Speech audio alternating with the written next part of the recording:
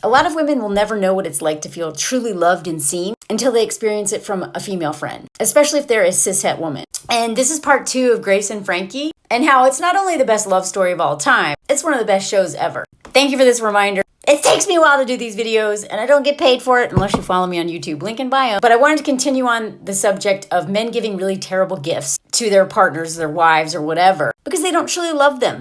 And because patriarchy has taught them to be super selfish and self-serving. And a lot of times, in a lot of these marriages, men are giving terrible gifts just to shut women up. So in the video that this comment is attached to, Jane Fonda's character goes off on her husband and says, quite honestly, what a lot of women wish they could say to their husbands and probably should say. But I want to show the follow-up to that, because one of the best things about this whole TV show is that it traces the story of the most beautiful friendship and love that I've ever seen on television, which is between Grace and Frankie, Lily Tomlin and Jane Fonda. It also shows the relationship between their ex-husbands, their new marriage, which is also beautiful. And I honestly learned so much about relationships from both of their relationships, about how to have healthy conflict, healthy communication, and all that stuff. And one of the things that happened as a result of these two husbands splitting off and marrying each other because they're closeted gay men for so long is that their wives that they left end up finding real love, which is each other in terms of a friendship.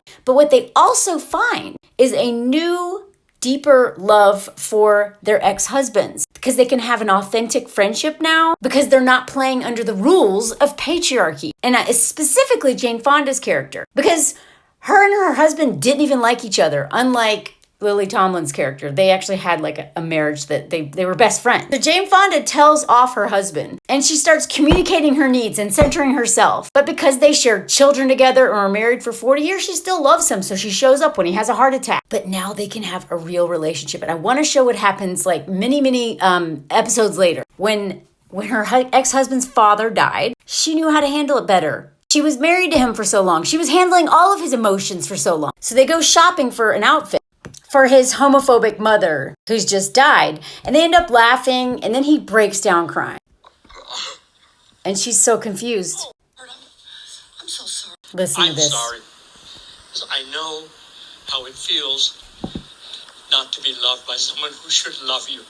His mom. And I know how terrible it must have felt for you all those years. And I am so very sorry. Thank you for telling me. He later goes and buys her this scarf because it's about her. Being divorced is the best thing that happened to them.